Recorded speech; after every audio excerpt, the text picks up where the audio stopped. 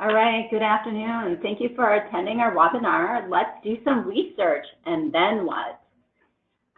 Just a couple of housekeeping items before we get started. We'll be answering questions throughout the presentation today, either throughout various times where it seems like there's a good stopping point. I'll stop and Christine will use her knowledge, or I will share my knowledge to answer the questions. So feel free to put them in the chat box or in the question box, and we'll answer those. But I think that's it for questions or for our housekeeping items. So let's get started. Some of the most common reasons for research are tied to growth, lack of leads or a thin pipeline, increasing employee turnover, or even shrinking referrals. And then there are even more reasons. Sometimes it's too many to name, which we're going to discuss several different scenarios today, as well as how to make your research the most effective using the data. I call this making sure that your data is actually meaningful, which we're going to talk a lot about today.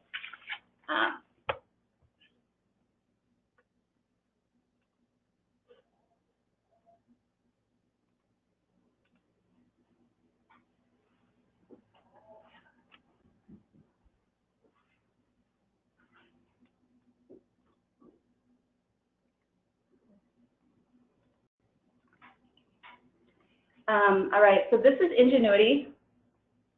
We're just a small but mighty group. We've worked with several different professional service firms, as well as different associations throughout the country. And as you can see here, we have many services that we offer, pretty broad range. I think what distinguishes us is that we offer senior level consulting, project management, and design.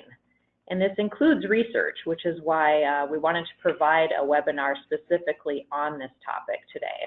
Well, and one of the things about research that I always like to mention is that it's really around the analysis and what it means. And I think that's one of the things that really sets us apart. It's not just doing the survey and then you know, like listing what the numbers are. It's really like kind of moving all that research around. And I don't know how sometimes Chris's brain works, because it truly is analysis.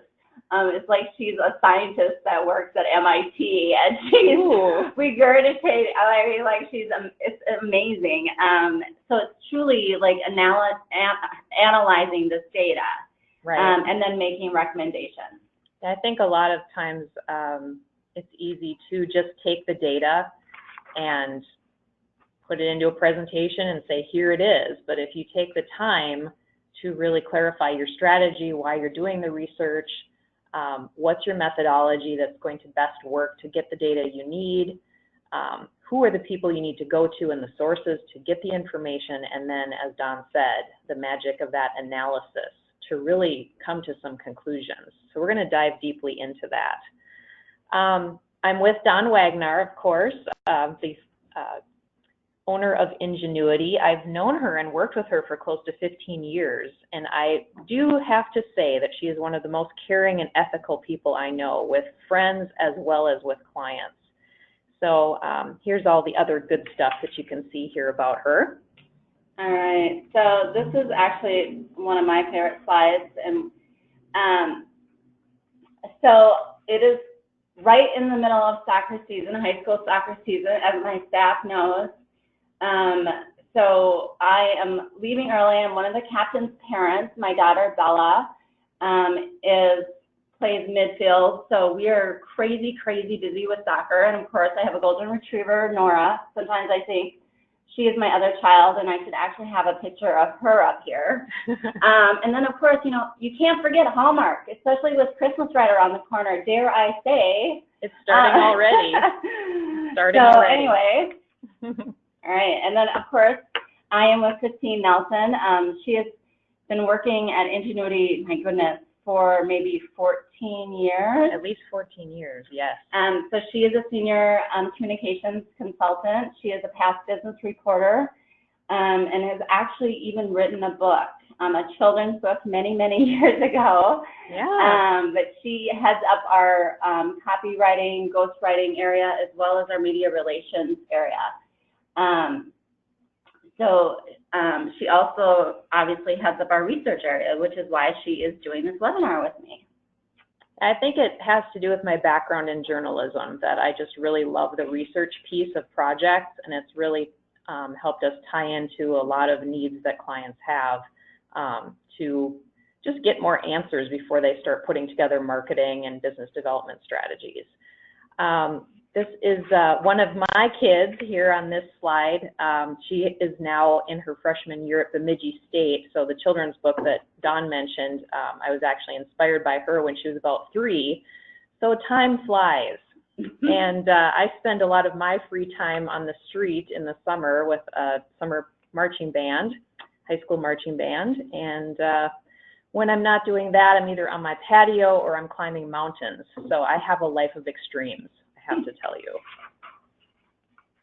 All right. So this slide says it all. Research is hot. And research right now is one of the most, we are seeing a lot of it, and we are doing a lot of it. For the last 12 to 18 months, I would say. We've had a lot of calls for research. Right. And this kind of slide right here, this pie chart, really kind of shows the different types of research we're doing. Niche research was pretty hot, but we've been seeing a lot more research on brands, clients, employee satisfaction, and new market research to look ahead for 2020 and beyond. And I think especially, this is just me talking, but especially with the political climate and the unknowns with the economic outlook and what's happening, I think that's probably why, especially with the market research, why that's even becoming more and more popular. And some firms are making their 3-year plans, and others are establishing a strong foundation in their reputations and people resources for any changes up ahead. And then, of course, others are sensing issues that they want to head off.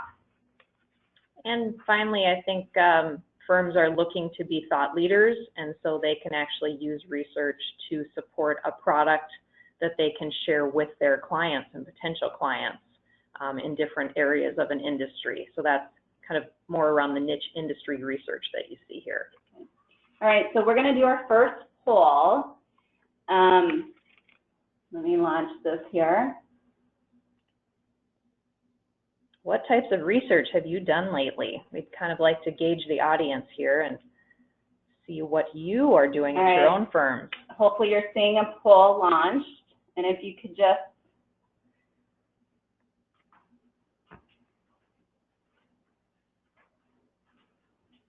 we'll just give you here a few more seconds.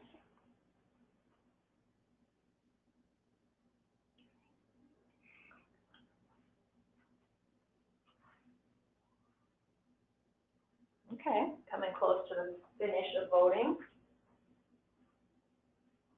All right. Looks like it's pretty much across the board here.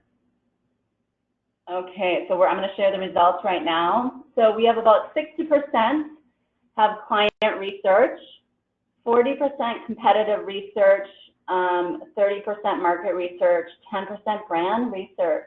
That surprises me a little. And then 40% none of the above.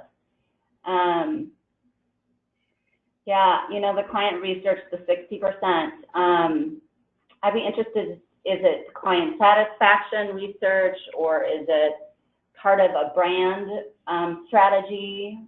I'm sure firms are concerned about client retention as a big deal, cross-referral or cross-servicing. That's a great reason to do client research. And I love the competitive research just because you can learn so much from your competitors, especially when you're getting ready going into the next year and developing your marketing plan.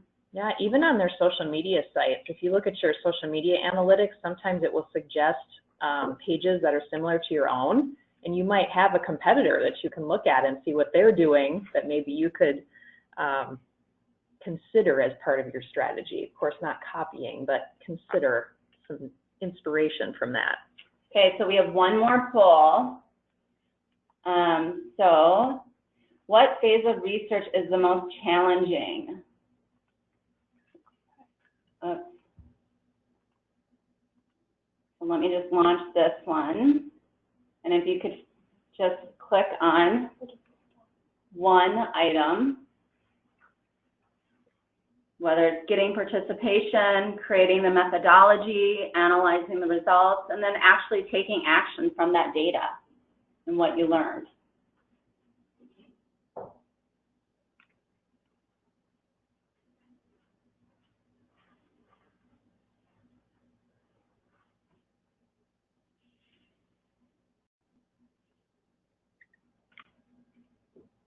Well, right now we have about a 3-way tie. I'll just give it a few more seconds here. I think I'm going to close the poll, and then I'll share the results. All right, so 30% of you said getting participation, creating the methodology, and taking action from the data, and only 10% of you said analyzing the results. I have to say I'm a bit surprised by that. By both polls, that's interesting. And it could be with brand research. I mean, we've seen brand research happening over the last 2 or 3 years, so it could be that a lot of firms are finished with their brand research and they're moving into some of these other areas of research. With regard to the getting participation, that makes a lot of sense because you want to have a good data sample. Creating the methodology, super important, and you do want to be looking a little deeper into how you develop your survey samples or interview questions, or ways to engage the people you're interviewing or surveying. Taking action from the data, definitely important, that follow-up. Analysis, I mean, since I'm someone who does a lot of analysis, it's good to know that you are perceiving themes and patterns in your analysis. Hopefully we can provide some additional just insight for that phase of your research, so that you're able to come to better conclusions, which will then inform your action steps. Right. All right. So what does the future hold? This is often what we hear firms and our clients say when they're looking to do research. They're wondering about growth potential, who are our emerging competitors, you know, what are the threats out there? What are our weaknesses that we're not seeing, that we're maybe blind to? We see change on the horizon, or we're looking to invest maybe in a new market, or maybe opening a new office. And so these are often some of the biggest reasons that firms do research. You just want to know where you should invest your time and budget. And if you're forecasting a problem, but you can't quite figure out how to plan for it or overcome it, then everybody says, okay, let's do some research. So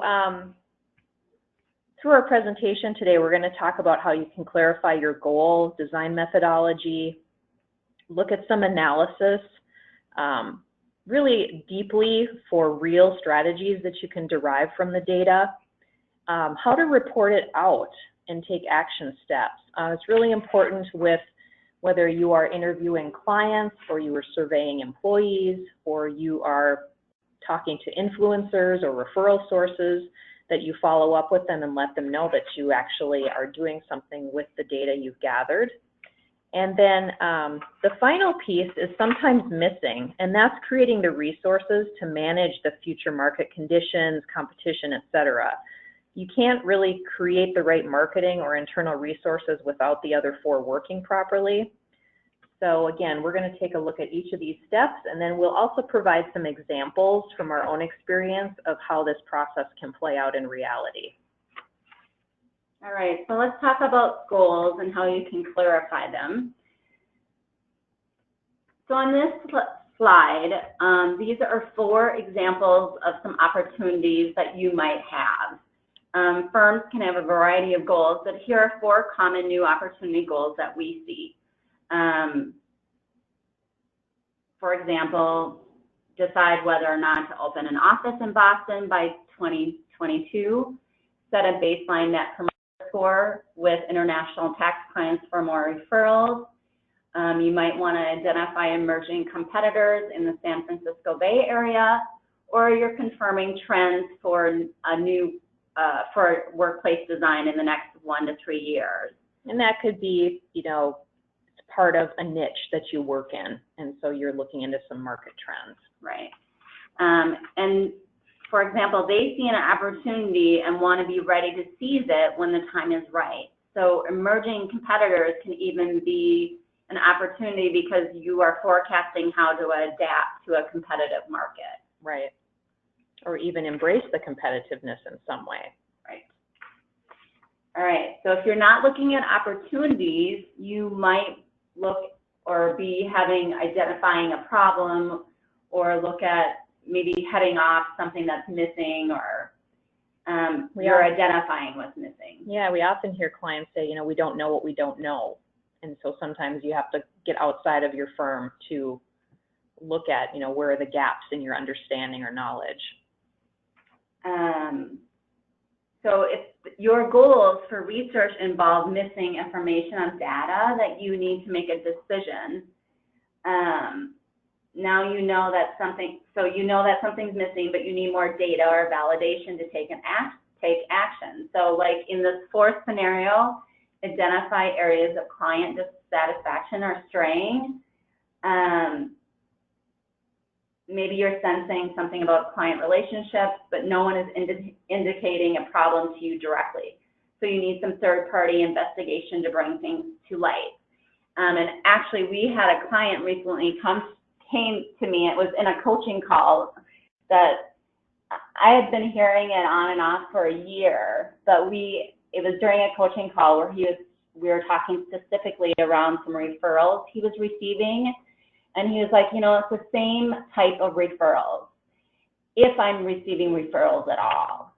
And they're very well known in their market.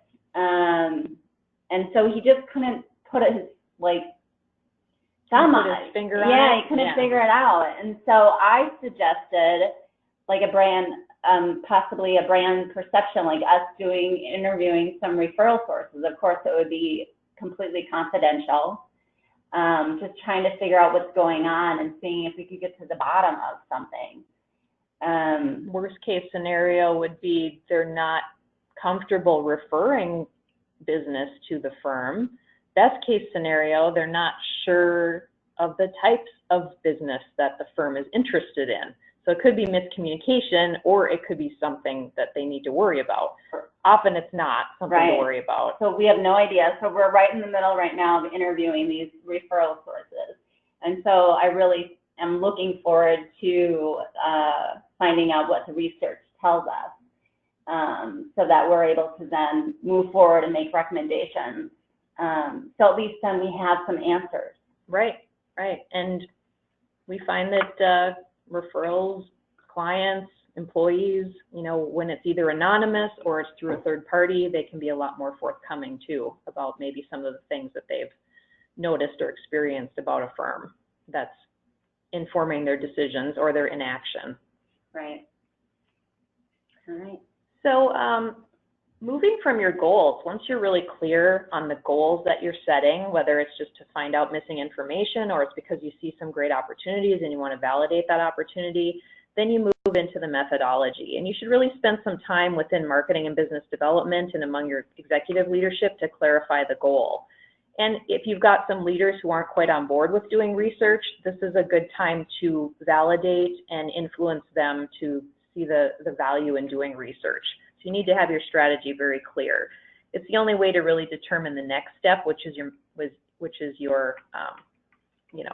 target audience who you're going to talk to, sources of information.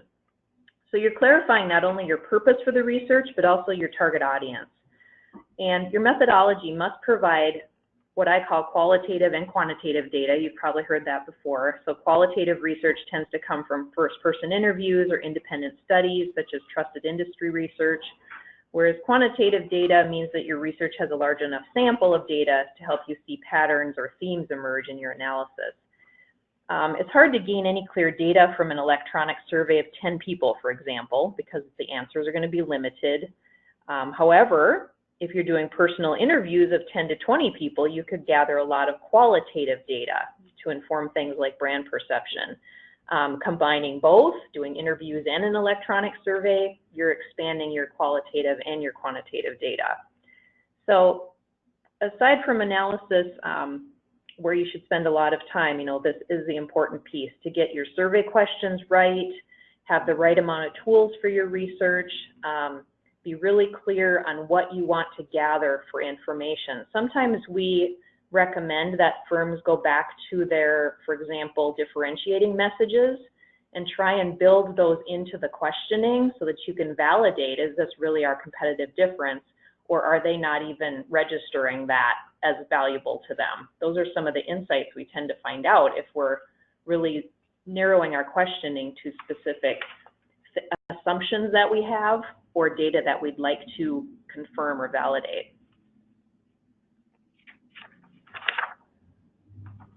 So let's expand a little bit more into methodology.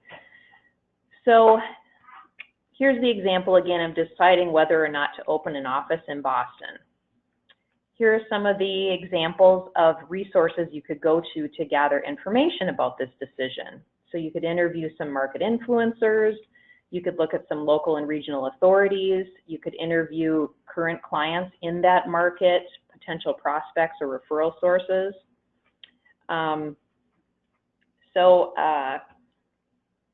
Once you kind of decide on who you're going to talk to, kind of think about the information that they might be able to provide to you and how you can warm them up really to provide you with the right qualitative data. So local and regional authorities, they might be in contact with potential new businesses coming to the market, or they might have information on growth trends per industry. They tend to be kind of on the inside track of hearing, oh, what's happening in the market. Your current clients, prospects, and referrals are great to interview to learn about their experience with other firms in that market and their need for certain services. Is there a service that's not being provided currently that could maybe be the catalyst for you to have an office there and to, validate the cost of actually expanding? Looking into, leasing rates and, all of that practical stuff that it takes to determine whether you want to invest physically in a new location. Hey, are you stealing my thunder? You're moving, we're moving into the next area here, yeah. But, again, this piece is so important because there are so many ways that you could go with research, and so you really need to target, like, what's our goal, and then make sure that you're sticking to that goal as you look at your options for doing the research and who you want to talk to, because obviously we're all busy, we have limited time, limited budget, we can't invest millions in research projects like multinational corporations. So Don's going to talk a little bit more about some other things that you can look at for your methodology. Okay, so let's talk about some ancillary data for market research, which I kind of jokingly laugh about because the last thing I'd want to do, I would do interviews any day over online research, but this is really, really important, as Christine is saying, because there's so much that you can actually look into to actually see whether or not you should be opening an office in Boston by 2022. Because it's a really big investment, obviously, just using this particular scenario. So you're looking for positive signs of growth in all the right places for your specific services or industry niches, as Chris mentioned. Things that would bode well for expansion and more investment that you could recover over time. However, keep in mind that if the market's currently depressed, which shows signs of recovery, that means that the lease rates or property will be cheaper to invest in now with promises of increased value later. Yeah. So, so a depressed area might be good, actually. Yeah. Gather data that makes the case for or against that investment. And don't assume a foregone conclusion. Keep the approach objective. So you can look at all of this, like census data, industry data, business media, local and state forecasts, all of that. Yeah, business media can sometimes be very valuable, just taking a look at what's being published in the regional business publications, not just projects or new businesses coming into the area, but consumer optimism, GDP, all those things are being reported in the local press as well. So let's take a look at a different goal. Maybe you're not looking at opening an office somewhere, but maybe you're just trying to confirm or strengthen your differentiators and value compared to your competitors, or trying to get a gauge on what clients are thinking about your firm. So when you're putting together your survey methodology, you definitely want to keep it short. We usually recommend for a survey around 20 questions or less. You can use the survey to test your differentiators, as I mentioned before. Keep those in mind when you're formulating the questions. We also recommend having a combination of multiple choice and open-ended questions. Just a few open-ended questions just to get a little commentary on what your respondents are thinking, so they can be a little more fluid with their thoughts. Sometimes multiple choice can be limited in its scope, and somebody wants to maybe add more to the commentary. I know when I do surveys, I kind of like to add a few more thoughts since I'm a communicator. So that's a nice way to get more qualitative data, and sometimes even quotes that you can use in your future reporting. Ask the burning questions, which are, sometimes easier to survey than when you're face-to-face. It might feel a little bit less confrontational. And if you can keep the survey time brief, less than 10 minutes, less than 15 minutes, whatever you think might be comfortable for the type of people you're talking to. Phone interviews, on average, I would say about 30 minutes is good to get a good sample, but, be happy with 15 minutes if a key leader, only has that amount of time. Sometimes you can get a lot of information in 15 minutes.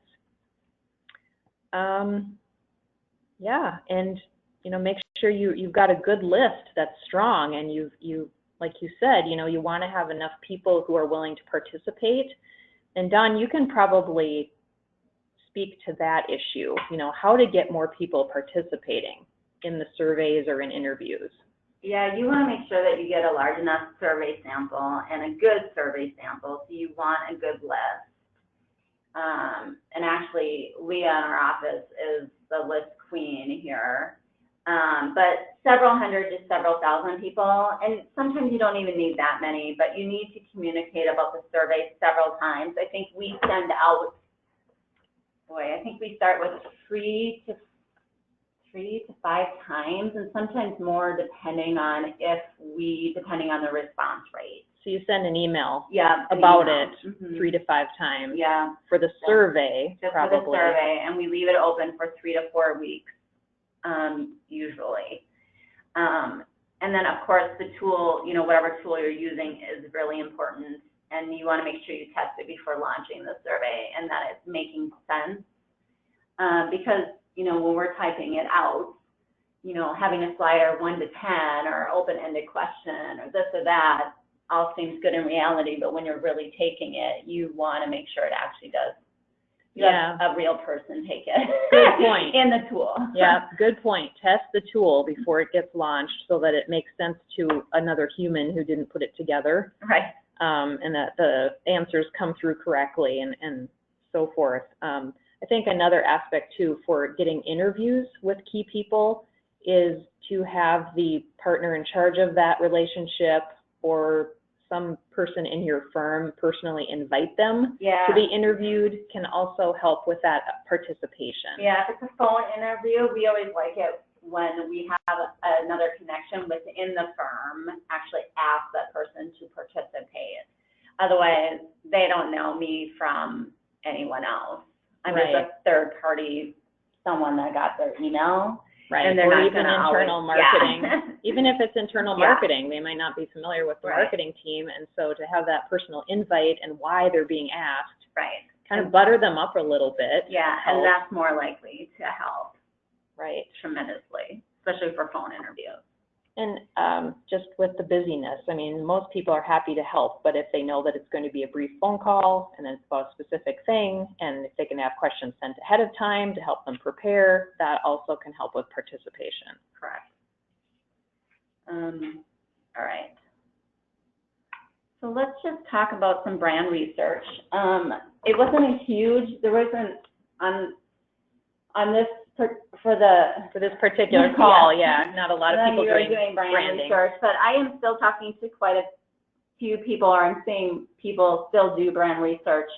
And And I've seen quite a few logos being updated, and then I'll say based on the research. Yeah, or they're not doing research, and I'll say, what's your messaging, or do you have a new tagline, or an updated tagline, or tell me more, or, you know, what's the messaging, because they want us to update the copy on their, you know, the website or whatever, because they just updated their brand, and they'll say, no, you know, for whatever reason, we chose not to do that part because of cost. And whether or not they went with me or not is totally fine, but I always think it's a missed opportunity because for several reasons.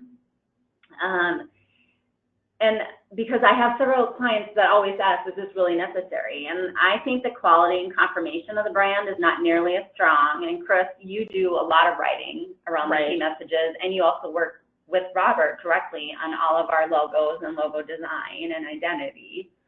So you can probably talk more about that than me. Right. Yeah, professional services is so competitive now, and you are often competing on a national scope, even if you are working in a local or regional capacity. You're still being compared to larger companies with your brand and your image and your reputation, even if your market is local. So potential clients have a certain expectation for your look, for the messaging you're providing, and if it feels different and distinct, that could put you to the top of their list for referrals or for actual business. Right. So if you've got those differentiating messages based on the branding research, that really cascades into everything from your marketing strategy to your creative.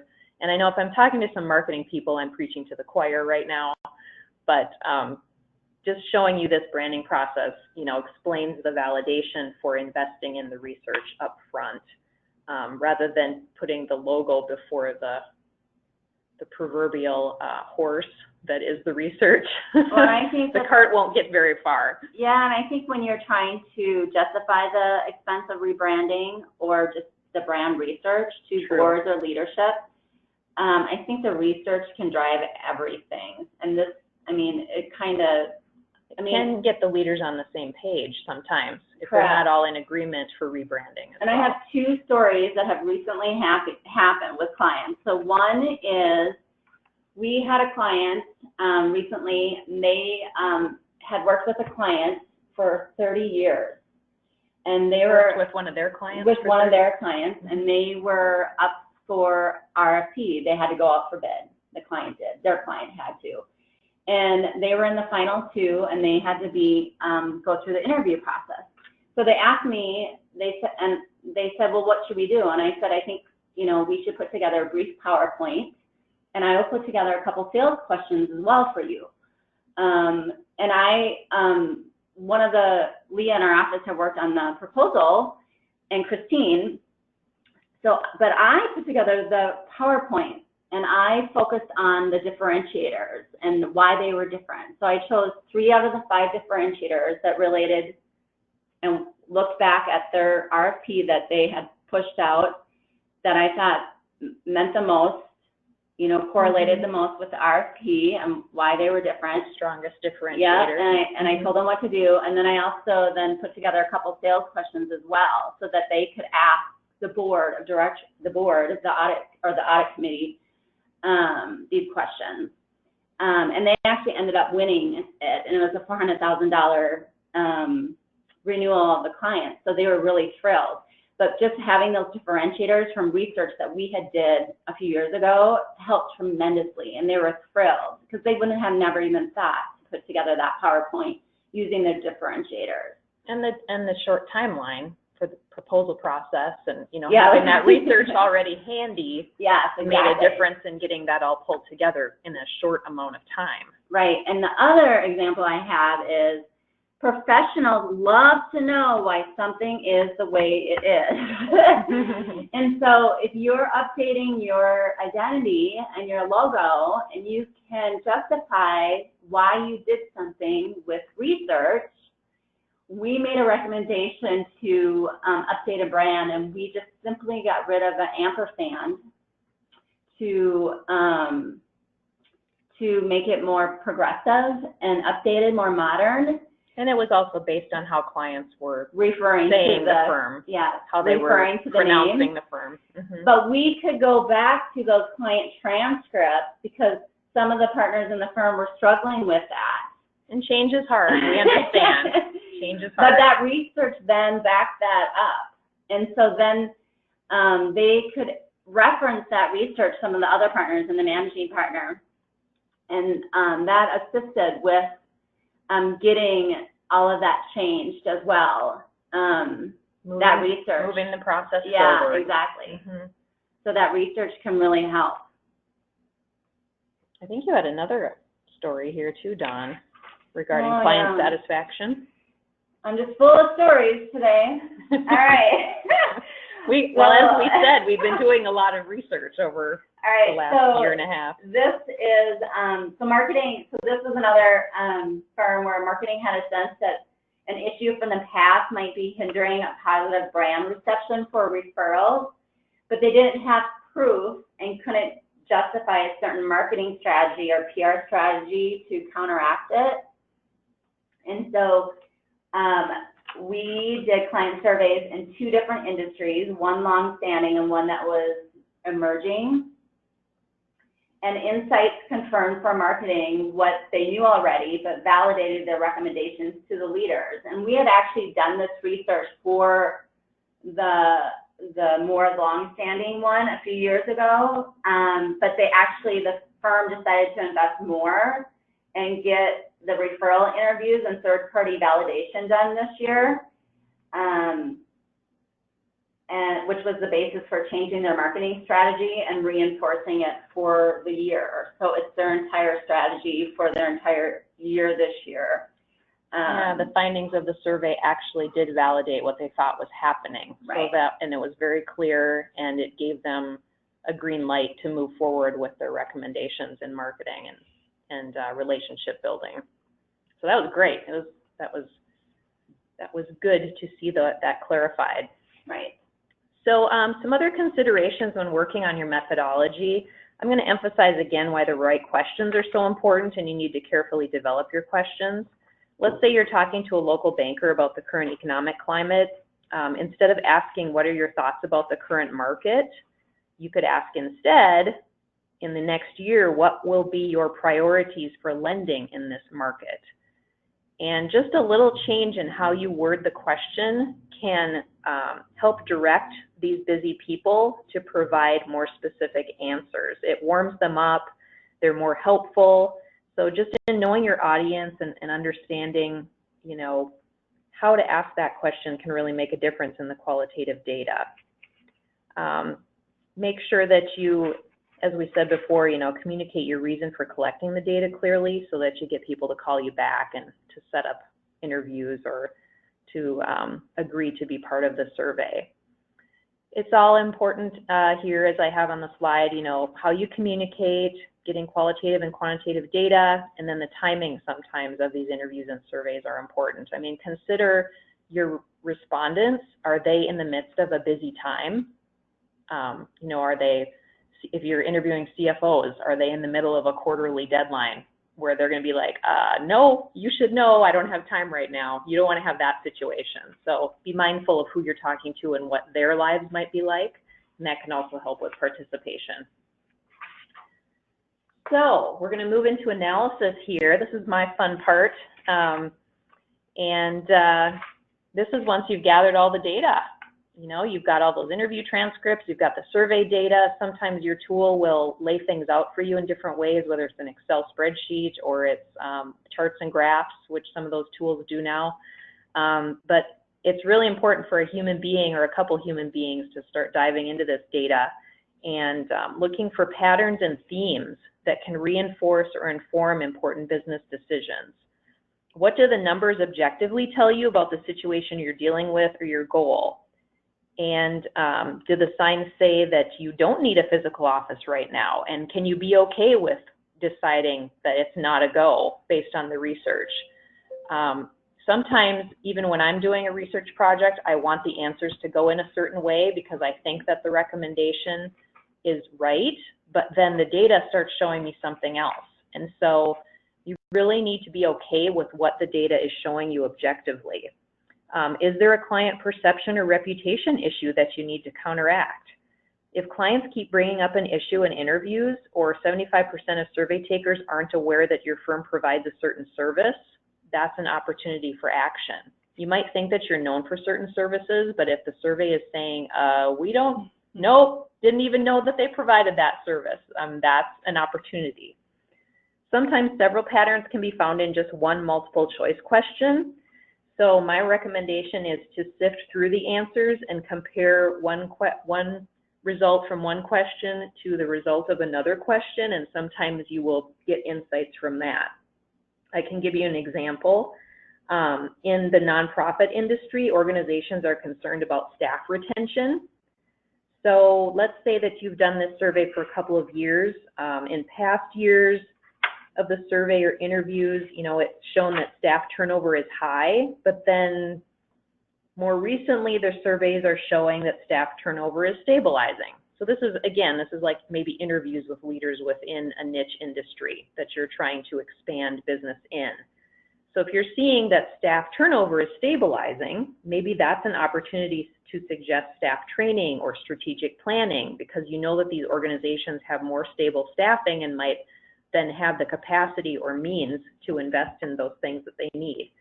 So by digging into the data, you can clarify more clearly what it's actually telling you about opportunities. Looking for those themes and patterns. Other things you can learn out of research that you didn't expect. You can find out sales data. And this is like, okay, people are saying that we're most known for this service. So how can you use that particular statistic to then create sales questions, to share that on your service pages on your website? You can sometimes pull testimonials or case studies when you're doing some of those qualitative interviews. It might be an opportunity to ask the person if they're willing to provide a testimonial, or if you can share the story that they told about your firm in a broader way. Networking tools. Did you find out that most of your clients use LinkedIn, or most of them don't?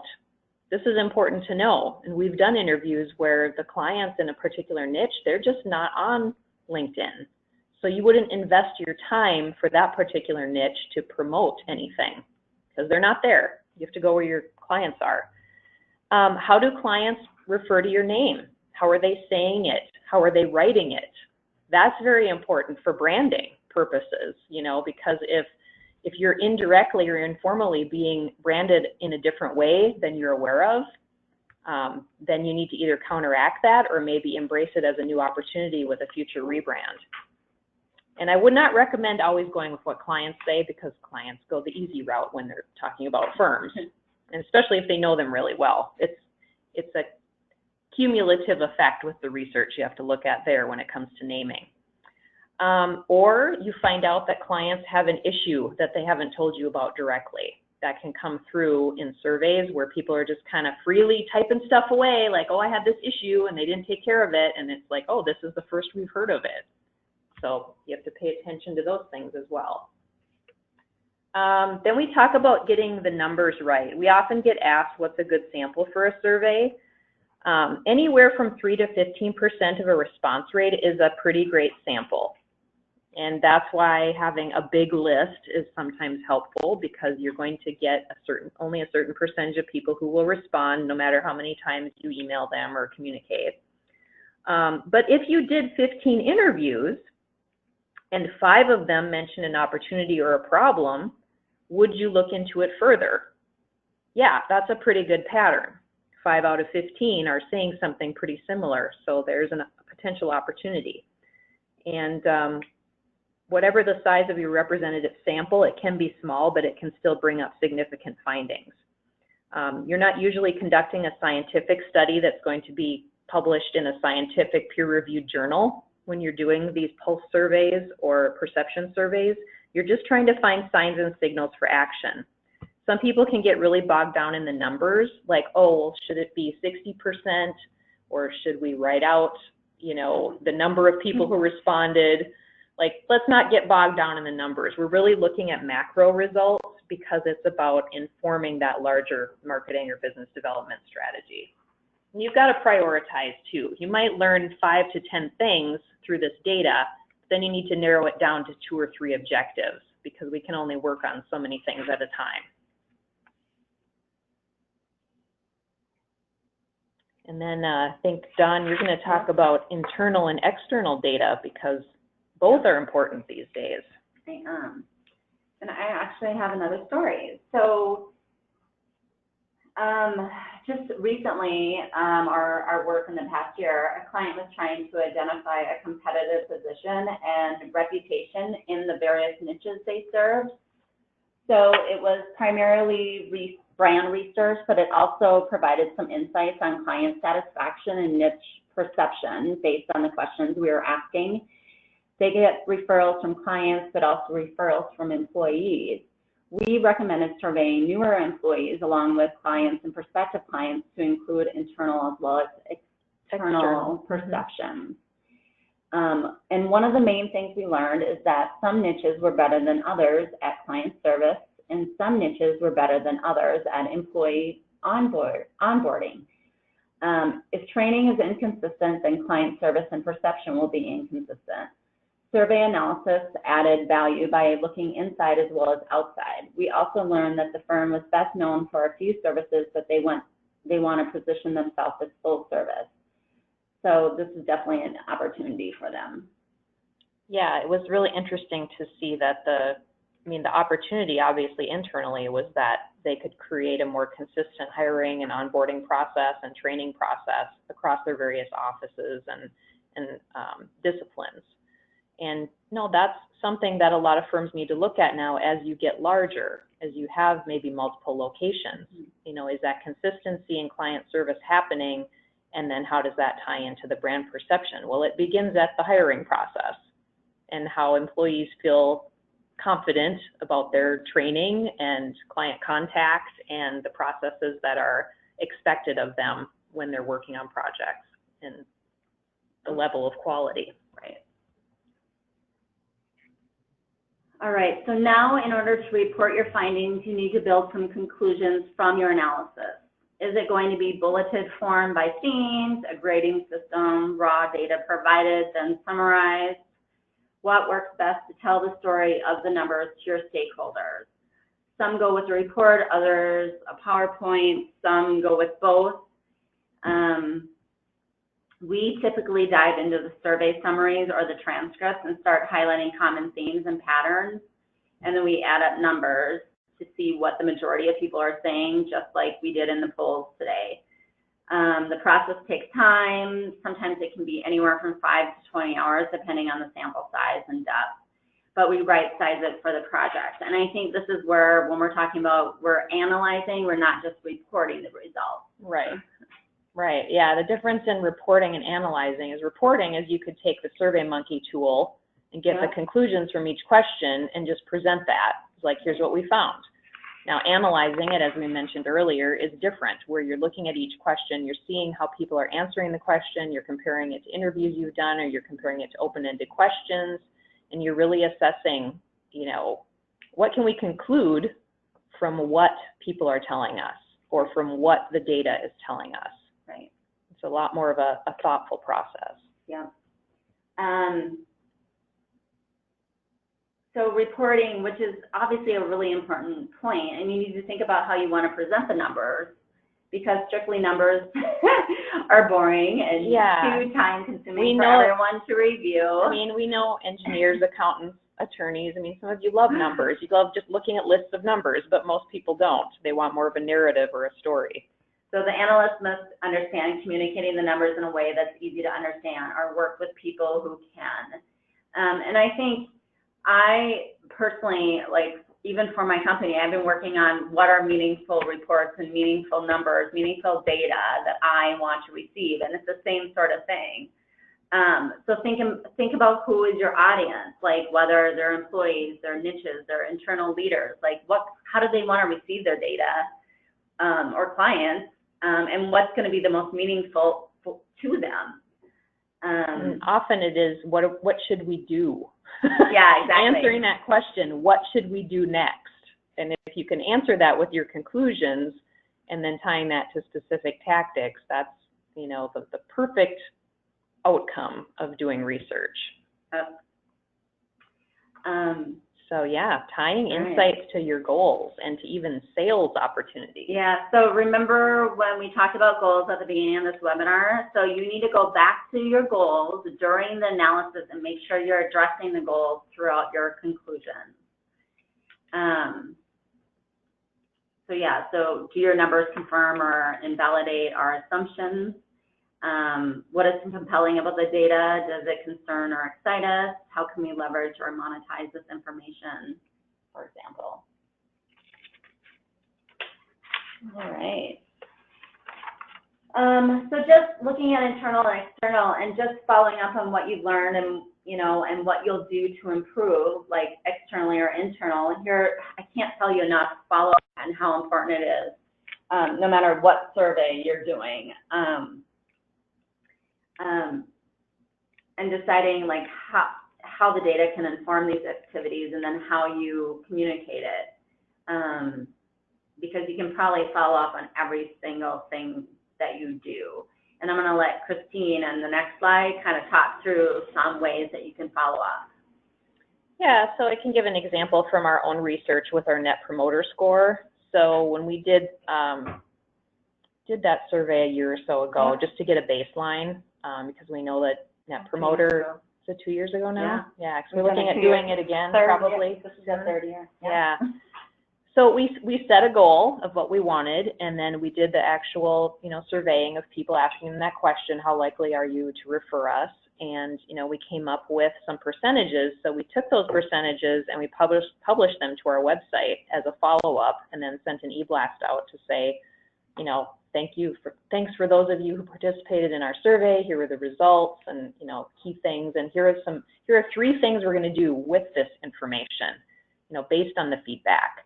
So it actually validated them, saying, you know, even the people who were maybe neutral, it validated that, you know, okay, we heard that people don't know that we're involved in associations, for example, in trade associations. So, hey, we're going to start publicizing our involvement more in different ways. And the list here on the slide, you know, just shows some other ways that you can use the information. You know, you can build some niche campaigns based on the feedback within a certain industry.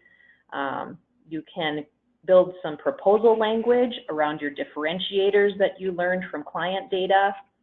As Dawn mentioned in that one proposal example, you can decide to go forward with rebranding. You can decide to go forward with opening an office or not.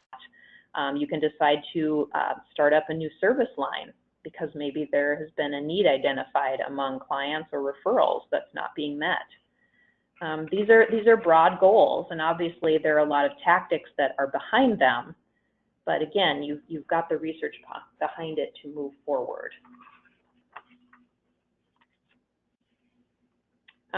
Sometimes, and I just want to mention this, you know, as I said, research is done for the benefit of your clients as much as it might be for your firm. Sometimes it's a thought leadership opportunity for generating leads. So we've assisted clients with niche-based research where we interview or survey leaders in a certain industry to get a pulse on trends and expectations and optimism, and then publish that data as a report or a white paper for the benefit of the industry leaders. So it's really a great way to position your firm as thought leaders and advisors. So recently we conducted one of these surveys for a client, and we asked about the leader's consideration of seeking outside advisors for certain needs. So that was the question, you know, in what areas would you seek outside consultants? And then there was a list.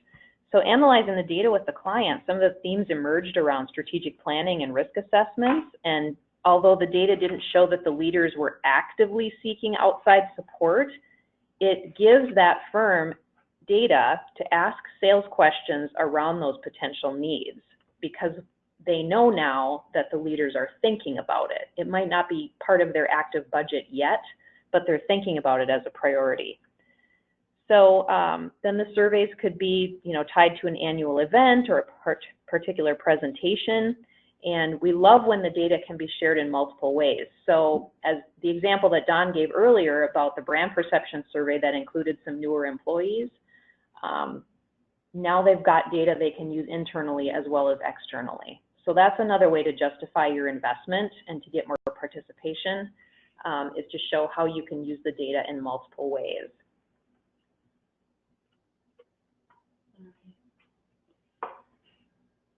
All right, so in fact, it's all about getting new business and growing.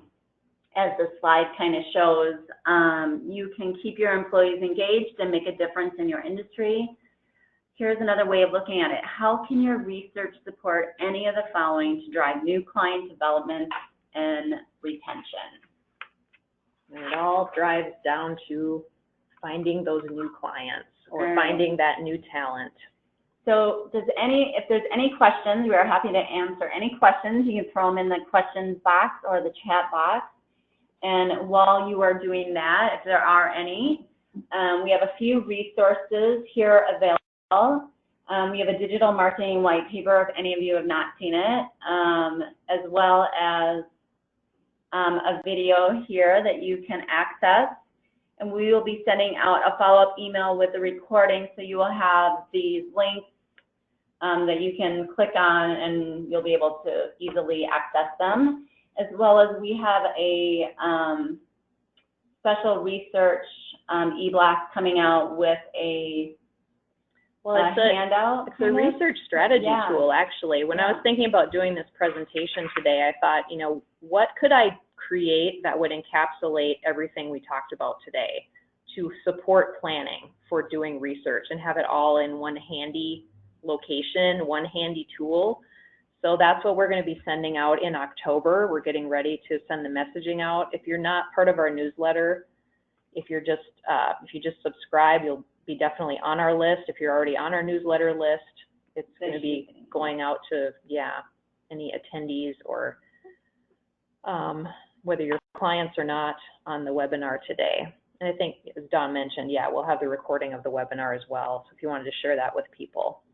But, you know, we want to make it valuable. It's not just about us sitting here talking about all of our wonderful stories and experience, but helping you do this internally at your firms, and that we're always here to answer questions, and we're happy to help. All right. Well, if I don't see any questions, so in the meantime, if you do have any, you can always send a follow-up email to our follow-up email. Otherwise, we thank you for your time today. We appreciate it. So hopefully, good luck with any research projects that you have upcoming. And like Christine said, if you want a copy of that research tool, just let us know. Thank you. Yeah, thanks so much.